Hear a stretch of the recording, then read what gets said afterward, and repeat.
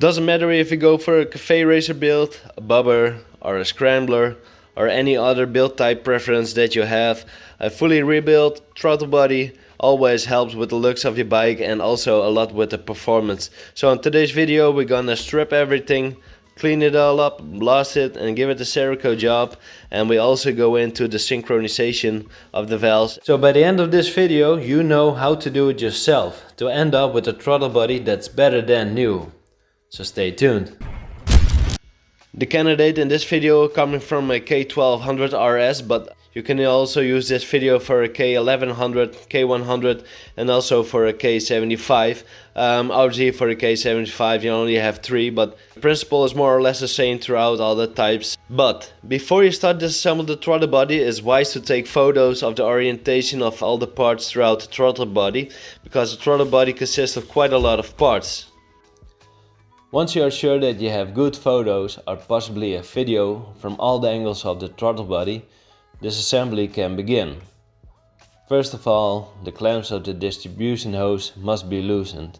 You can use a small screwdriver to pry between the clamps. And if you do this carefully and the clamps are still in good condition, they can be used later. The bracket of the throttle actuator can then be removed, followed up by the throttle positioning sensor.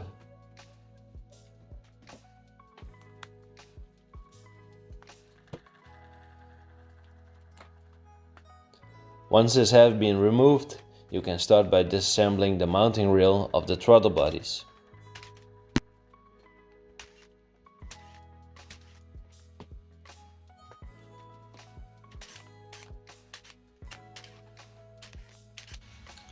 Now you can start removing the butterfly valve in the throttle body, which is secured with 2 flathead and 3 bolts.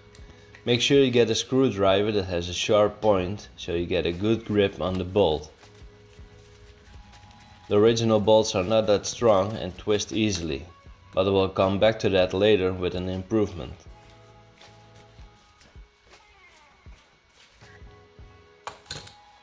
Once the bolts have been removed, the butterfly valve can be removed via the top of the throttle body.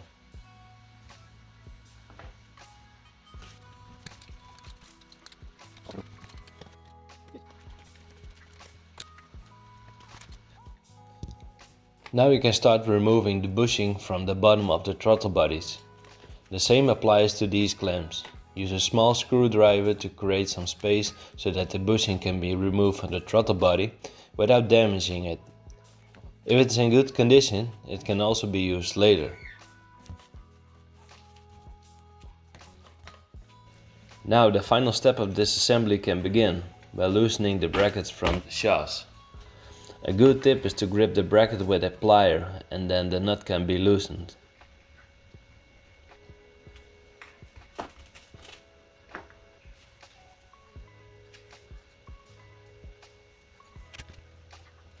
Also, the adjustment screws can be removed by using a larger flathead screwdriver.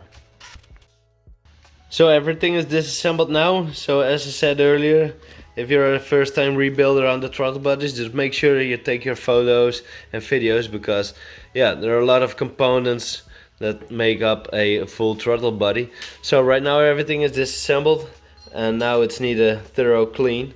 For cleaning I use this, so this is a 20-liter barrel which is filled with fuel just around here. So right now I throw in all the aluminum parts and let it soak in for at least a day, and after that all the dirt and grime can be easily brushed off, so it's ready for blasting in the blasting cabinet.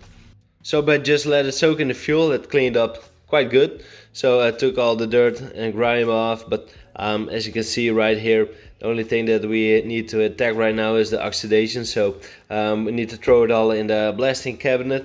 For the smaller parts I do it like this.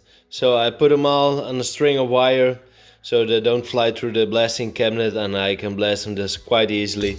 Also for the smaller rings like these. So yeah, nice tip I wanted to share. So now let's throw it all in the blasting cabinet and give it a blast. Blasting with aluminum oxide is essential when you want to use Cerakote. This blasting grit provides the correct texture for a good adhesion of the Cerakote. Here you can see the difference between a throttle body that has been blasted compared to a throttle body that still has the oxidation on it.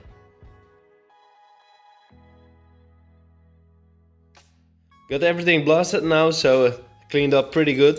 So right now after the blasting it's time to put it in the second bucket, which is filled with acetone. After a couple of hours it's now time to take everything out of the bucket and hang it all up so we can vape it all out. You can wait a while or you just could. I use a blowtorch to make sure all the acetone has evaporated. If we don't use this, acetone may remain in a bend or in a corner that has not been yet completely evaporated. Here you can see how the acetone evaporates from the mounting rails. By the way, only use a blowtorch to remove the acetone vapors, not to preheat it. For the next step, it's best to wear some gloves so you don't want to contaminate the aluminum with your dirty greasy hands, so make sure you use this. String of wire with bended in a way like this, so I'll get back to that why I did it like this. And some masking tape, so let's throw it all on the cloth and work from there. Got the throttle bodies now all masked up and put the crayons in the plugs so prevent of overspray inside of the throttle body itself, and also mask up the brass plugs on both sides. So these are flexible plugs so you can easily push them in and reuse them, so pretty convenient. And I'll mask them up just around the edge at the bottom so get nice sharp lines all the way throughout. So this is where the string of wire is for. You can easily put the smaller parts on the string of wire so you can spray them all at once, so nice and efficient. And you also don't blow away all the parts with the spray gun. So this is a tip that I wanted to share. I'll spray the throttle bodies in the Cerakote Graphite Black C series, so it's very important to shake it. Make sure to use a filter when filling your gun, especially with the C series, the air dried variant. Over time, flakes can form around the neck of the Cerakote bottle and then fall into the cup when filling up your gun. You obviously don't want this in your gun, which will cause blockage while spraying. Now that all the preliminary work is done, it's time to start spraying. With the throttle bodies I find it easy to hold it in my hand, so I can easily and quickly turn it in my hand and look all the surfaces to check if the coverage around the throttle body is good.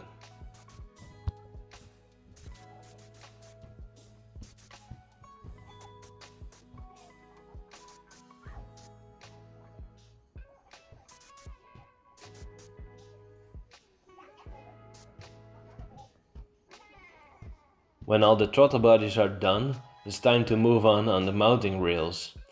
As you can see, I keep an extra hook at the bottom to prevent the mounting rail from moving too much due to the pressure of the gun. An additional advantage of this is that you can turn the rail easy and quickly, so that you can also spray the bottom of the rail properly. What remains are the smallest parts of the throttle bodies, the washers, nuts and small brackets.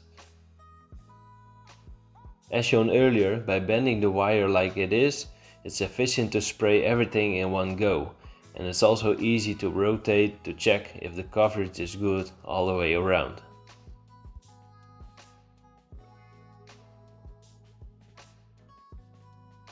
While the Cerakote is curing up, there's no need to be lazy, so in between jobs we can clean this all up. So for instance, if you got these stainless steel clamps, they can clean up beautifully, so they only need a brush and then they're good to go.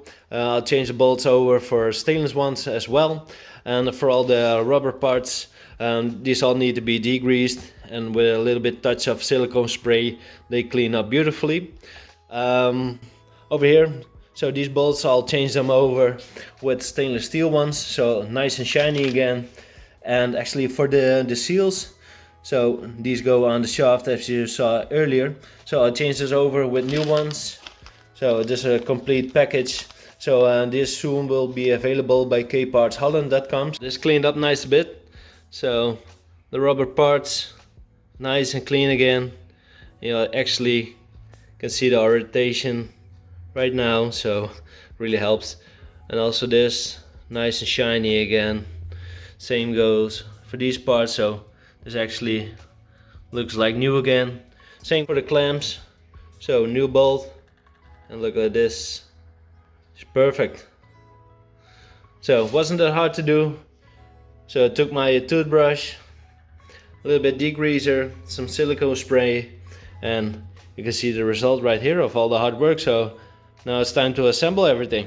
Our coat is now fully cured, so let it cure for at least a week. So let's check it out. Came out good. So first of all, I want to show you when you tape it off at the hard line right there, you can really get a nice line all the way throughout.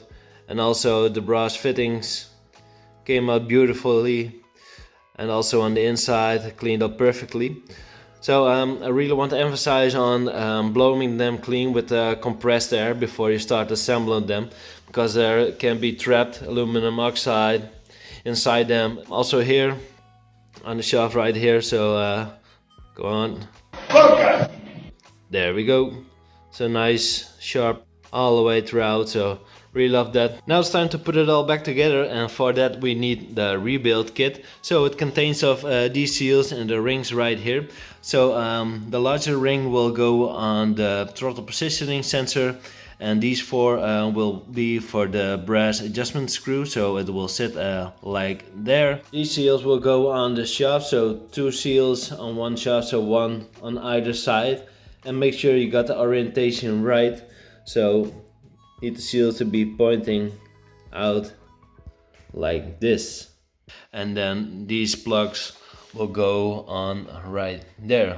I said earlier we'll go for stainless steel hardware, so these M5 will go for the throttle body on the rail, and also got these M3 Allen head, also stainless, because here on the left side those are the original ones, so flat head, and as you can see it's quite tricky to get a good grip on them, so change them over with the Allen head, and obviously use some Loctite 243, so I highly recommend that.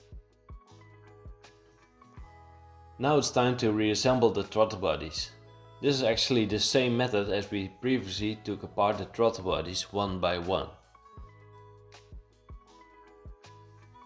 The new seals can be placed on the shaft, after which it can be placed inside the throttle body.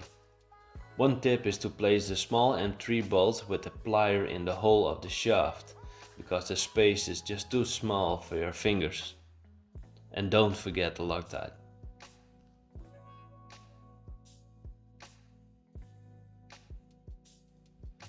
This may also be the time when it's useful to review the photos you have taken beforehand, to ensure that all the clips, washers, nuts and springs are reinstalled in the correct place. Four throttle bodies are now reassembled, and I want to give you some information on how to set the butterfly valve just right inside the throttle body. So first of all, obviously you put in the shaft, and then you can put in the valve, but don't just fully tighten it just yet. First you want to put on the bracket on the end of the shaft and tighten it, and only then you can set the valve just in the center.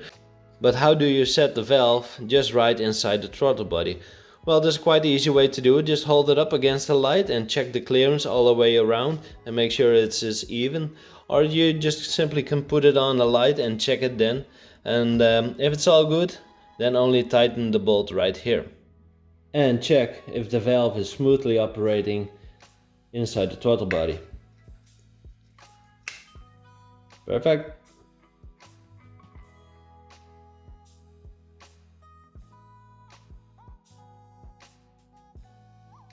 Got the throttle bodies now mounted up on the rail, but before I fully tighten these bolts, I want to make sure I put it on a flat surface, and that's because there can still be quite a lot of flex in between the throttle bodies.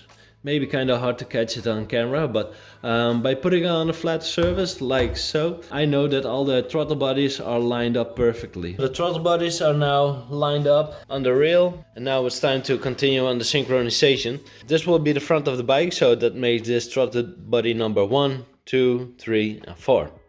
And number 3 can't be adjusted, But what you can do is adjust the other ones. So you can adjust throttle body number 4 on the adjustment screw right there, and number 2 right here, and number 1 right here. And for doing that, we'll need my balls. So you put a metal ball in throttle body number 3, so that will be the reference point, and then you put the other one in number 2.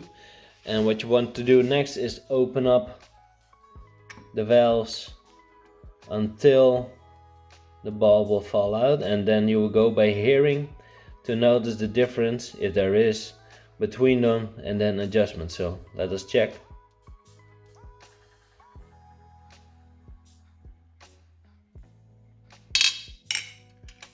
So what you just noticed was the ball in throttle body number 3 dropped earlier than throttle body number 2. So then we have to adjust this screw right here and then check again. Throttle body number 1 needs to be opened just a little bit more, so by doing that I loosened up the nut right here, and then with a flathead screwdriver I adjusted it. So now it's time to check it again. So number 2, number 3. Actually in the video you see me pulling on this lever right here, but you actually want to pull on this bracket right here because the throttle cable is connected right here, so that will get the best reading. So this time around I want to do it right. So let's check it out and just hear what it will tell us. Yeah, perfect. That sounds more like it, so they're dropping at the same pace right now. So I'll double check that again, and then I'll adjust number 1 to 3, and then last number 4 to 3. The throttle body is now fully synchronized, so I had to do a little bit adjustment on number 1 right here, and number 4 was actually perfect to number 3. So once more, you set number 2 to number 3, then you set number 1 to number 3, and eventually the last one, number 4 to 3. With the throttle actuator and the throttle positioning sensor on, that completes the rebuild of the throttle body. After the engine has been put back together, it's time to use the carb tune, but more on that later. When you don't want to miss that, please consider subscribing to the channel, leave a thumbs up to this video, and if you have a question, just drop it in the comment section down below. And if you want to see any more how-to videos or any other videos that you would like, please also let me know in the comment section down below. Thanks for watching. Ciao.